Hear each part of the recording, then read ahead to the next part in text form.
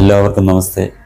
നമ്മുടെ രാജ്യത്ത് മതസ്പർദ്ധ ഉണ്ടാക്കുന്നതിനായി മാധ്യമങ്ങൾ നടത്തുന്ന ശ്രമങ്ങളുടെ ഉത്തമ ദൃഷ്ടാന്തമാണ് കഴിഞ്ഞ ദിവസം, അതായത് ഇന്നലത്തെ മലയാള മനോരമ ദിനപത്രത്തിൽ വന്ന ഒരു വാർത്ത.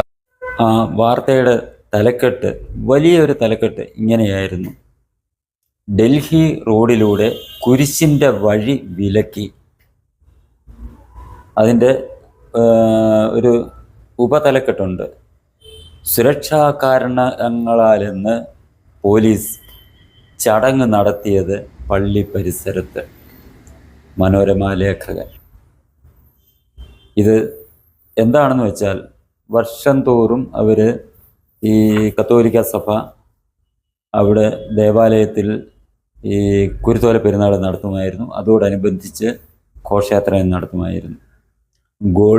ഗോൾ ഡാഖാന എന്ന് പറയുന്ന സ്ഥലത്താണ് ഈ പള്ളി. അപ്പോൾ സ്വാഭാവികമായിട്ടും ഈ വാർത്ത കാണുമ്പോൾ ക്രിസ്ത്യൻ സമൂഹം എന്താണ് ചിന്തിക്കുന്നത്? ഇവിടുത്തെ ഭരണാധികാരികൾ ഇതിനെ വിലക്കിയിരിക്കുന്നു, അവരുടെ മതസ്വാതന്ത്ര്യത്തെ വിലക്കിയിരിക്കുന്നു. ഡൽഹി ഭരിക്കുന്നതും കേന്ദ്രം ഭരിക്കുന്നതും, ഡൽഹി സംസ്ഥാനം കേന്ദ്രം ഭരിക്കുന്നത് BJP ആണ്. BJP എന്ന ആ ഒരു പാർട്ടിയെ മലയാള മനോരമയ്ക്ക് ഒട്ടും ഇഷ്ടമില്ലാത്തതാണ്. അവർക്കെതിരായിട്ടാണ് പ്രവർത്തിച്ചുകൊണ്ടിരിക്കുന്നത്. ഈ അടുത്ത സമയത്തും നമ്മൾ കണ്ടതാണ്, സോറോസുമായിട്ട് ബന്ധപ്പെട്ട് മനോരമ നേതൃത്വം സോറോസിൻ്റെ ഫണ്ട് മേടിച്ചുകൊണ്ട് BJPയെ തോൽപ്പിക്കുന്നതിനായി പ്രതിപക്ഷങ്ങൾക്ക് വേണ്ടി പ്രവർത്തിച്ച കാര്യം നമ്മൾ അടുത്ത സമയത്ത് പുറത്തു വന്നതാണ്.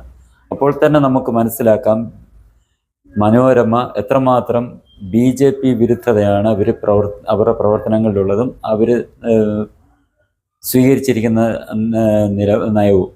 അങ്ങനെയുള്ളപ്പോൾ BJP ഭരിക്കുമ്പോൾ ഈ രാജ്യത്ത് ഒരു വർഗീയ സംഘർഷം ഉണ്ടാക്കിയാൽ മാത്രമേ, മതസംഘർഷം ഉണ്ടാക്കിയാൽ മാത്രമേ കുറേ ജനങ്ങളെ BJPക്കെതിരായി തിരിക്കാൻ കഴിയൂ എന്നുള്ള ആ ഒരു ഉത്തമ ബോധ്യത്തോടു കൂടിയാണ് മനോരമ ഉൾപ്പെടെയുള്ള മാധ്യമങ്ങൾ ഇത്തരം വ്യാജ വാർത്ത എന്ന് തന്നെ പറയാം. വ്യാജ വാർത്ത തന്നെയാണത്. കാരണം അന്നേ ദിവസം, അതിൻ്റെ തൊട്ട് തലേനാളാണെന്ന് തോന്നുന്നു, ഹനുമാൻ ജയന്തി ആഘോഷത്തിന് വേണ്ടി ഡൽഹി പോലീസ് അതിൻ്റെ ഘോഷയാത്രയ്ക്കും അനുമതി നിഷേധിച്ചത്. അവർക്ക് അനുമതി കൊടുത്തിട്ടല്ല ഈ കുരുത്തോല പെരുന്നാൾ നിഷേധിച്ചത്. ഹനുമാൻ ജയന്തി ഘോഷയാത്ര നടത്തുന്നതിന് ഹിന്ദു സമൂഹത്തിന് അനുമതി നിഷേധിച്ചു എന്നുള്ള വാർത്ത അവർ മുക്കുകയും ആ വാർത്ത അവർ കൊടുക്കാതിരിക്കുകയും, പക്ഷേ കുരിശിൻ്റെ വഴി അതിന് അനുമതി നിഷേധിച്ചു എന്ന് വലിയ വാർത്ത പത്രത്തിലും അവരുടെ മാധ്യമങ്ങളിൽ കൊടുക്കുകയും ചെയ്തതിൽ നിന്ന് തന്നെ ഈ രാജ്യത്ത് കലാപം സൃഷ്ടിക്കാൻ ഇവർ ശ്രമിക്കുന്നതിനെക്കുറിച്ച് നമ്മൾ വ്യക്തമായി മനസ്സിലാക്കേണ്ടതാണ്. എന്തുകൊണ്ടവർ ഹനുമാൻ ജയന്തി ഘോഷയാത്ര നടത്താൻ അനുമതി നിഷേധിച്ചതിനെക്കുറിച്ച് വാർത്ത കൊടുത്തില്ല? ആകെ അതിന് ഇത് മനസ്സിലാക്കാൻ വേണ്ടി ചെയ്തത് എന്താണെന്ന് ചിന്തിച്ചു നോക്കുക. ആ വാർത്തയിൽ ചെറിയൊരു ഹെഡിങ് കൊടുത്തിട്ടുണ്ട്, ചെറിയൊരു, നമ്മൾ പെട്ടെന്ന് ശ്രദ്ധിക്കത്തില്ല. ഹനുമാൻ ജയന്തി ജാഥയ്ക്കും അനുമതി നൽകിയില്ല എന്ന് മന്ത്രി ജോർജ് കുര്യൻ്റെ ഒരു പ്രസ്താവന. അതും ഇവർ വാർത്തയല്ല കൊടുത്തേ. മന്ത്രി ഈ പ്രസ്താവന കൊടുത്തില്ലായിരുന്നുവെങ്കിൽ മനോരമ ഈ വാർത്ത കൊടുക്കത്തില്ലായിരുന്നു. ഈ മന്ത്രിയുടെ ഈ പ്രസ്താവന തന്നെ ചെറിയൊരു ഇത് ജനങ്ങൾ പെട്ടെന്ന് മനസ്സിലാക്കാത്ത രീതിയിൽ ഡൽഹി റോഡിലൂടെ കുരിശിൻ്റെ വഴി വിലക്കി എന്നും പറഞ്ഞുള്ള വലിയ തലക്കെട്ടിൻ്റെ തൊട്ട് താഴെ ചെറിയൊരു ഒറ്റക്കോളം ചെറിയ വാർത്ത: ഹനുമാൻ ജയന്തി ഘോഷയാത്ര വിലക്കി, അതിനും അനുമതി നൽകിയില്ല എന്ന് മന്ത്രി ജോർജ് കുര്യൻ പറഞ്ഞ കാര്യം മാത്രം. അപ്പോൾ ഇതിൽ നിന്ന് തന്നെ മനസ്സിലായി കാണും മനോരമ എത്രമാത്രം രാജ്യവിരുദ്ധരാണ്.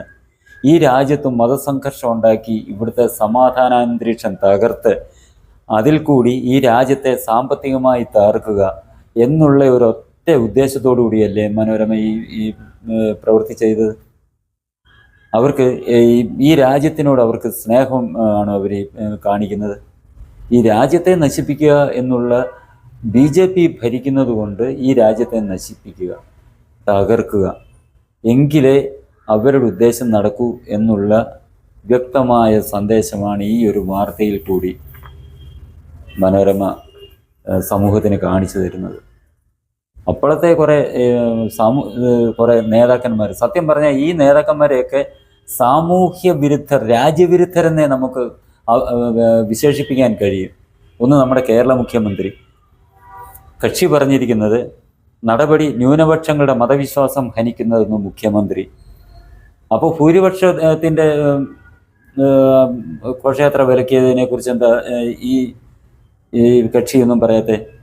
ഈ നമ്മുടെ കേരള മുഖ്യമന്ത്രി ആ വിദ്വാൻ അതും അറിഞ്ഞതല്ലേ? എന്തുകൊണ്ട് അതിൻ്റെ കാര്യം പരാമർശിക്കുന്നില്ല?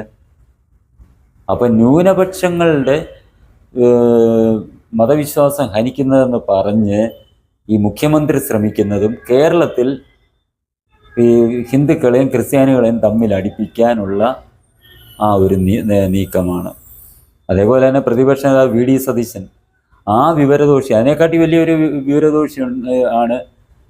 എല്ലാം കോൺഗ്രസ് എല്ലാവരുടെയും സ്വഭാവം തന്നെയാണല്ലോ. VD സതീശൻ, നമ്മുടെ KPCC അധ്യക്ഷൻ സുധാകരൻ, അയാളെ ഒരു തെരുവ് ഗുണ്ടയാണ്. നമുക്കറിയാം, കണ്ണൂരെ തെരുവ് ഗുണ്ടയാണ്. അയാളുടെ ഭാഗത്തു നിന്ന് ഇങ്ങനെയൊക്കെയുള്ള സമീപനേ വരത്തുള്ളൂ. പിന്നെ രമേശ് ചെന്നിത്തല,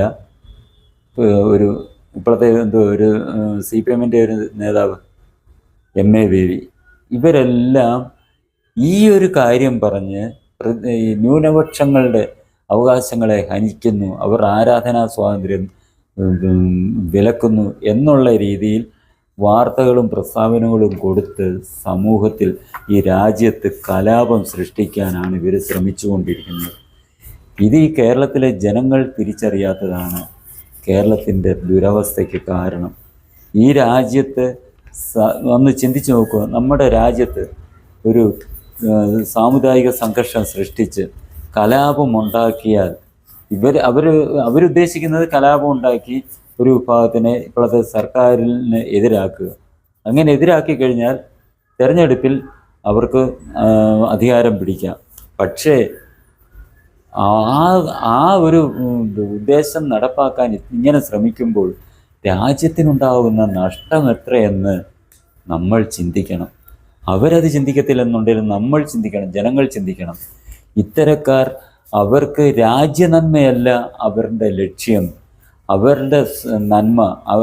അവർക്ക് അധികാരത്തിൽ വരണം. അങ്ങനെ അധികാരത്തിൽ വന്നാൽ അവരുടെ പോക്കറ്റ് എങ്ങനെ വീർപ്പിക്കണം, അവർക്ക് കോടികൾ അഴിമതി നടത്തി എങ്ങനെ ധനമുണ്ടാക്കണം. രാജ്യം ധനമുണ്ടാക്കുകയല്ല, രാജ്യം ധനപരമായി നശിച്ചാലും തങ്ങൾ ധനപരമായി എങ്ങനെ നേടണം എന്നുള്ള ചിന്ത മാത്രമാണ് ഈ രാഷ്ട്രീയക്കാർക്കും ഈ മാധ്യമങ്ങൾക്കുള്ളത്. സത്യം പറഞ്ഞാൽ ഇവരെയൊക്കെ നമ്മൾ ദേശദ്രോഹികളെന്ന് തന്നെ വേണം വിളിക്കാൻ, രാജ്യദ്രോഹികളെന്ന് തന്നെ വേണം വിളിക്കാൻ. രാജ്യസ്നേഹം ഇല്ലാതെ രാജ്യത്തിനെതിരായിട്ട് രാജ്യത്തെ നശിപ്പിക്കാൻ ശ്രമിക്കുന്ന ഇവരെ എങ്ങനെയാണ് ദേശസ്നേഹികളാകുന്നത്? അവർ രാജ്യദ്രോഹികൾ തന്നെയാണ്. CPM-ൻ്റെ കാര്യം നമുക്കറിയാം. അവർക്ക് ഈ രാജ്യത്തോട് അവർക്ക് കൂറില്ല. അവർ ചങ്കാണ് ചൈന എന്നാണ് പറയുന്നത്. അവർ പറയുന്നത് ഞങ്ങൾക്ക് ഇന്ത്യൻ ദേശീയതയൊന്നുമില്ല, ഞങ്ങൾക്ക് സാർവദേശീയതയാണ്, അതുകൊണ്ട് ഇന്ത്യൻ ദേശീയത ഞങ്ങൾക്കില്ല. അവർക്കുള്ളത് ചൈന ദേശീയത. ചങ്കാണ് ചൈന, ചങ്കാണ് ചൈന, ചങ്കാണ് ചൈന എന്ന് സദാസമയവും ജപിച്ചുകൊണ്ട് നടക്കുന്ന അവർ ഇങ്ങനെ ഈ രാജ്യത്തൊരു കലാപം സൃഷ്ടിക്കാൻ ശ്രമിച്ചാൽ നമുക്ക് മനസ്സിലാക്കാം. പക്ഷേ ഞങ്ങളാണ് ഭാരതത്തിന് സ്വാതന്ത്ര്യം നേടിത്തന്നത്, ഞങ്ങളാണ് വലിയ രാജ്യസ്നേഹികൾ, ഞങ്ങൾ ജയ് ഹിന്ദ് ജയ് ഹിന്ദ് എന്ന് പറഞ്ഞ് ആ മുദ്രാവാക്യം എപ്പോഴും മുഴക്കിക്കൊണ്ട് നടക്കുന്ന രാജ്യസ്നേഹികളാണ് ഞങ്ങൾ എന്ന് പറയുന്ന കോൺഗ്രസ് നേതാക്കൾ ഈ രാജ്യദ്രോഹം ചെയ്യുമ്പോൾ അവരുടെ രാജ്യസ്നേഹം എന്താണ്? അത് നമ്മൾ ചിന്തിക്കണം. അവരുടെ രാജ്യസ്നേഹം എന്താണ്? അവരുടെ ഈ കപട രാജ്യസ്നേഹം കൊണ്ട് നമ്മുടെ രാജ്യത്തിന് എന്താണ് നേട്ടം? നമ്മുടെ സമൂഹത്തിന് എന്താണ് നേട്ടം? ഇതെല്ലാം ജനങ്ങൾ ചിന്തിക്കണം. ജനങ്ങൾ തങ്ങളുടെ ബുദ്ധി ഉപയോഗിച്ച് ചിന്തിച്ച് തെരഞ്ഞെടുപ്പുകളിൽ ഇത്തരം ദേശദ്രോഹികൾക്കും രാജ്യദ്രോഹികൾക്കും സാമൂഹ്യ ദ്രോഹികൾക്കും സാമൂഹ്യ വിരുദ്ധർക്കും തക്കതായ മറുപടിയാണ് തിരഞ്ഞെടുപ്പിൽ കൊടുക്കേണ്ടത്, ബാലറ്റിൽ കൂടെ നൽകേണ്ടത്. ഇതിനെ ഒന്നും നമ്മുടെ രാജ്യത്തിൻ്റെ ഒരു ഭരണത്തിൻ്റെ ഒരു 7 അയലത്ത് അടുപ്പിക്കുകയില്ല എന്ന് നമ്മൾ തീരുമാനിക്കുക. നമ്മുടെ രാജ്യത്തെ സ്നേഹിക്കാത്ത ഒരുത്തനെയും, ചൈനയെ സ്നേഹിക്കുന്നവർ ചങ്കാണ് ചൈനയെന്നും പറഞ്ഞ് നടക്കുന്നവർ ചൈനയിൽ പോകട്ടെ, ഭാരതത്തിൽ വേണ്ട എന്ന് തന്നെ നമ്മൾ ജനങ്ങൾ തീരുമാനിച്ച് ശക്തമായ നിലപാടുമായി നമ്മുടെ കേരളീയ സമൂഹം മുന്നോട്ട് പോയില്ല എങ്കിൽ കേരളത്തിൻ്റെ കാര്യം ഇപ്പോൾ ഇങ്ങനെ തന്നെയായിരിക്കും പോകുന്നത്. ഇപ്പോൾ തന്നെ അറിയാം കേരളത്തിൻ്റെ അധോഗതി ഈ കഴിഞ്ഞ 9 വർഷം കൊണ്ട് നമ്മൾ അനുഭവിക്കുന്നത്. ഈ ഓരോ ക്ഷേമനിധികളിൽ ജനങ്ങൾ മാസം തോറും കൂലി പണിക്കാരാണേലും എല്ലാവരും 50 രൂപ വെച്ച് അടയ്ക്കും. അവർ പെൻഷനാകുമ്പം അവരടച്ച പൈസ അവർക്ക് തിരിച്ച് കിട്ടേണ്ടത് പോലും ഇപ്പോൾ കൊടുക്കുന്നില്ല. അതുപോലും ഈ പിണറായി സർക്കാർ കവർന്നെടുത്ത് മോഷ്ടിച്ചു എന്ന് തന്നെ പറയാം, മോഷ്ടിച്ചെടുത്ത് കൊണ്ടുപോയി പള്ള തീർപ്പിക്കുകയാണ്.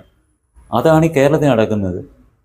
നിർമ്മാണ തൊഴിലാളി ക്ഷേമനിധിയിൽ അടച്ച പൈസയാകട്ടെ, മറ്റ് അസംഘടിതരാകട്ടെ, ഒരു ക്ഷേമനിധിയിൽ അടച്ച പൈസയും അവർ മാസം തോറും അടയ്ക്കുന്ന വിഹിതം അവർ പെൻഷൻ പറ്റുമ്പോൾ കിട്ടേണ്ടത് ഇതുവരെ പെൻഷനായവർക്ക് ഒരു വർഷത്തിലേറെയായി ഇതുവരെ അത് കൊടുക്കുന്നില്ല. ഇതെല്ലാം അടിച്ചു മാറ്റിക്കൊണ്ട് പോയി. അപ്പോൾ അങ്ങനെയുള്ളവർക്ക് എവിടെയാണ് ജനങ്ങളോട് സ്നേഹം ഉണ്ടാകുക, രാജ്യത്തോട് സ്നേഹം ഉണ്ടാകുക, സമൂഹത്തിനോട് സ്നേഹം ഉണ്ടാകുക? ഇത് നമ്മൾ ഓരോരുത്തരും ചിന്തിച്ച് പ്രവർത്തിക്കുക. നമ്മുടെ രാജ്യത്തിൻ്റെ നന്മയ്ക്കായി പ്രവർത്തിക്കുക, നമ്മുടെ സമൂഹത്തിൻ്റെ നന്മയ്ക്കായി പ്രവർത്തിക്കുക. ഇനി ഈ ചാനൽ സബ്സ്ക്രൈബ് ചെയ്യാനും ബെൽ ബട്ടൺ അമർത്താനും ലൈക്ക് ചെയ്ത് ഷെയർ ചെയ്യാനും മറക്കരുത്.